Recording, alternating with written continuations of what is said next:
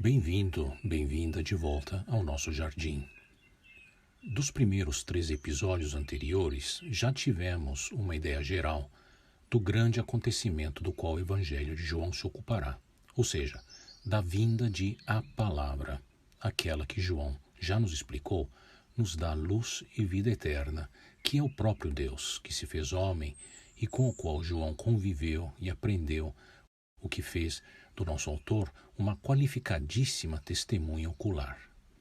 No seu evangelho, João vai então nos contar como a palavra, que era o próprio Deus em carne e osso, se manifestou como Messias e Salvador, conforme pré-anunciado em diversas ocasiões, em diferentes séculos, como registrado no Antigo Testamento da Bíblia. O próprio Deus encarnado veio em graça e verdade para nos reconciliar a Ele. Embora tenha sido rejeitado por muitos, esse evangelho nos revelará como aqueles que creem na palavra de Deus e, portanto, creem no próprio Deus, como esses crentes passam a fazer parte da família de Deus, tornando-se filhos e filhas de Deus que viverão com Ele na eternidade. A nossa trilha, que ora se adentra no jardim deste evangelho, começa com João Batista, ao qual já fomos introduzidos. Mas vamos antes nos familiarizar com alguns personagens chaves que iremos encontrar e que nos revelam a realidade daquela época na qual veio a palavra. Os personagens que encontraremos são, primeiro, os sacerdotes e levitas, que eram as pessoas que se ocupavam de todos os serviços necessários à manutenção do templo de adoração e aos cultos a Deus, que eram conduzidos pelos sacerdotes, que geralmente também faziam parte da família de Levi, que era uma das 12 tribos que dera origem ao povo de Israel. Outro personagem que veremos é Elias, que foi um famoso profeta israelita que viveu por volta de 860 anos antes do nascimento de Cristo. No Antigo Testamento da Bíblia, há uma promessa no livro de um outro profeta, Malaquias, dizendo que Deus enviaria alguém como esse grande profeta Elias. Outro personagem é o profeta, que se refere ao maior profeta do Antigo Testamento, Moisés, que era conhecido como o profeta. No final da vida de Moisés, Deus prometeu que enviaria outro como ele, para liderar o povo de Deus. E por fim, encontraremos os fariseus, que eram, na maior parte, oficiais religiosos muito devotos. Vamos retomar a leitura dos versículos 19 a 22 do primeiro capítulo do apóstolo João, mostrando como João Batista era interrogado. Esse foi o testemunho de João. Quando os judeus de Jerusalém enviaram sacerdotes e levitas para lhe perguntarem quem ele era. Ele confessou e não negou, declarou abertamente: "Não sou o Cristo." Perguntaram-lhe: "Então quem é você? É Elias?" Ele disse: "Não sou." "É o profeta?" Ele respondeu: "Não."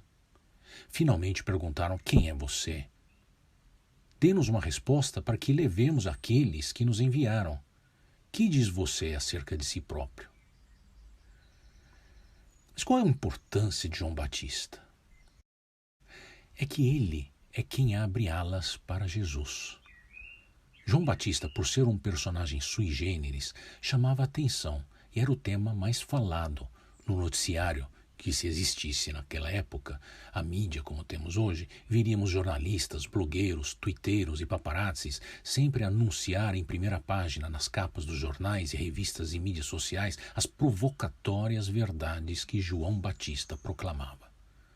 Os judeus estavam sempre de antena ligada para todo e qualquer sinal que pudesse indicar a vinda do tão esperado Messias Salvador. É compreensível que imaginassem que João Batista pudesse ser ele mesmo, o cara. Os líderes religiosos dos governantes eram enviados para interrogar João, para saber quem era ele, no versículo 19, ou se ele era Elias, o profeta, no versículo 21, ou quem é você, perguntavam a ele, para que levassem a resposta àqueles que enviavam para descobrir algo do profeta João Batista.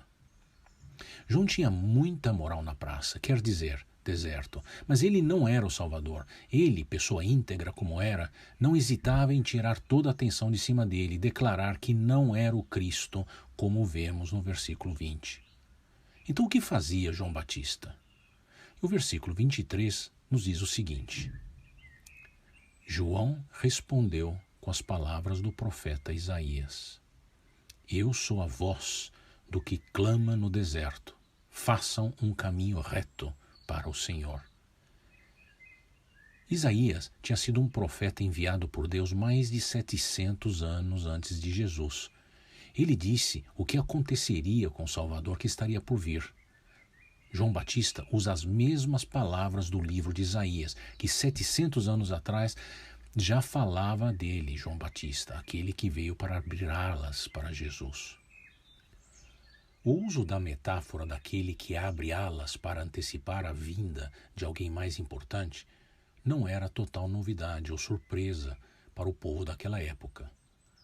Nos tempos dos grandes impérios, era normal construir estradas largas na entrada das principais cidades para que o líder e tropas vitoriosas pudessem marchar em frente ao povo, na frente da carruagem do general, o rei ou imperador. E o que João Batista está dizendo a eles? João Batista é o abre-alas de Jesus. Esta passagem mostra que João Batista está exortando o seu povo a se preparar, porque Deus estará se manifestando na terra. Isaías, no capítulo 40, versículo 3, fala exatamente desse momento. Prepare um caminho para o Senhor, um caminho reto para o nosso Deus, disse Isaías. Fala do caminho que temos que seguir. A palavra é o caminho, a verdade e a vida, como ouviremos diretamente da boca de Jesus mais adiante neste Evangelho. Siga este caminho. Deus te abençoe.